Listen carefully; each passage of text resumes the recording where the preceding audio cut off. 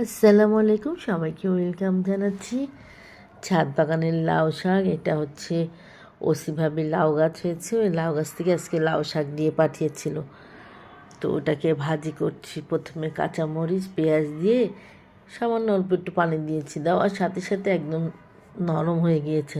একদম কচি ছিল, তো সেদ্ধ করে নিয়েছি। পরে রসুন পেঁয়াজ আর শুকনো মরিচ দিয়ে এই যে বাগার দিলাম।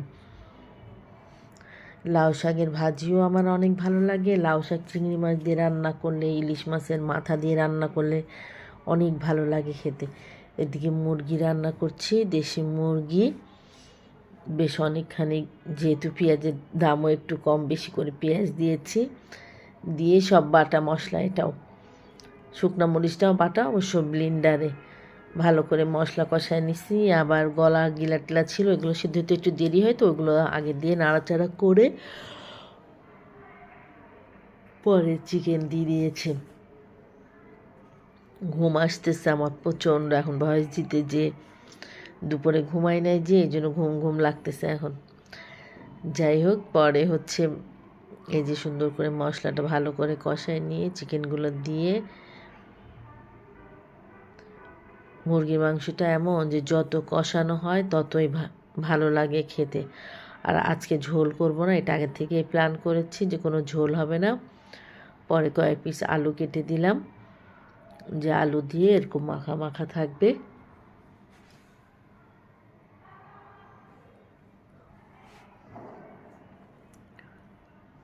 বেশ অনেক, এটাও গরুর মাংসের মতন কষাইতে হয় চিকেনটাও, তা না হলে কেমন একটা আস্তে আস্তে গন্ধ বাইর হয়।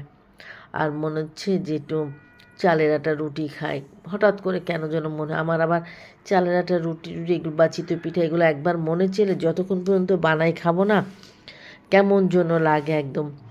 পরে চালের আটা রুটি বানাবো, এই জন্য আটাটারে ভালো করে আমাদের যশোরের ভাষায় যেটা বলে কাই করে নিচ্ছি।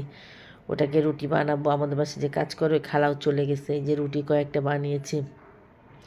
এত সুন্দর ফুল দিচ্ছে আজকে রুটিগুলা, খুব সুন্দর ফুলছে। আমি নিজেই বেলছি সব, অতগুলো রুটি দেখেন কত টুপু টুপু হয়েছে।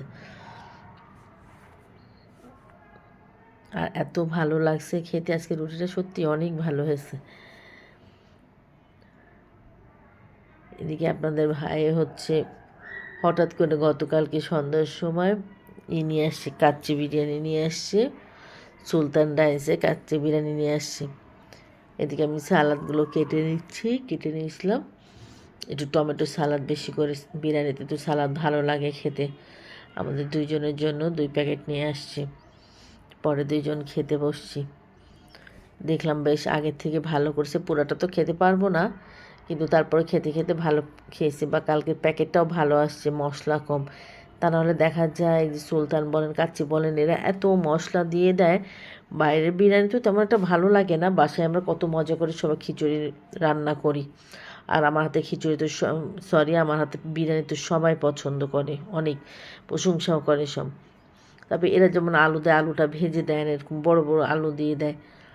তো কালকেটা ভালো লাগছে খেতে, যদিও অনেক দিন পরে বাইরে বিরিয়ানি খাওয়া হচ্ছে। টমেটো সালাদ দিয়ে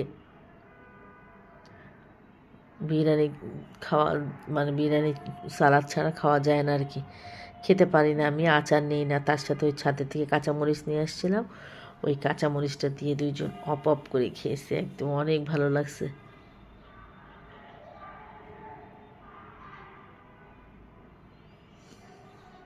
আমি আবার ওকে বলতেছিলাম যে বেশ আগে থেকে একটু মনে হয় চেঞ্জ করেছে, তো ও আবার বলতেছে আরে না, প্রথমের দিকে হয়তো আমি নিয়ে আসছি, এই জন্য আমরা আজকে হয়তো মশলা কম পেয়েছি। বেশ ভালো লেগেছে, একদম ঝরঝরা, ভাতগুলো বেশ ঝরঝরা ছিল। পরে কী করবো, রাত্রে খাবারগুলো সব ফ্রিজে রেখে দিলাম। আমরা দুজন মিলে তো এইগুলো খেয়ে শেষ করতে পারি নাই।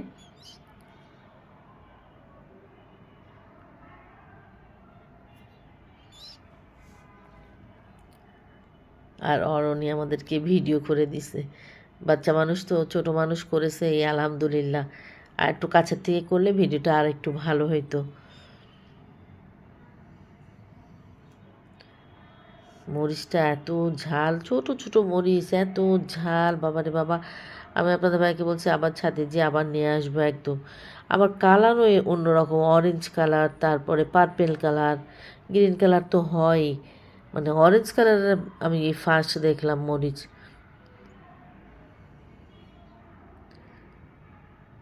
পরে আমি আবার একটু নিয়েছি। প্রথমে ভেবেছিলাম যে পোড়া খেতে পারবো না, পোড়াটা তারপরেও খেতে পারি নাই। পরে আবার একটু বিরিয়ানি নিয়েছি।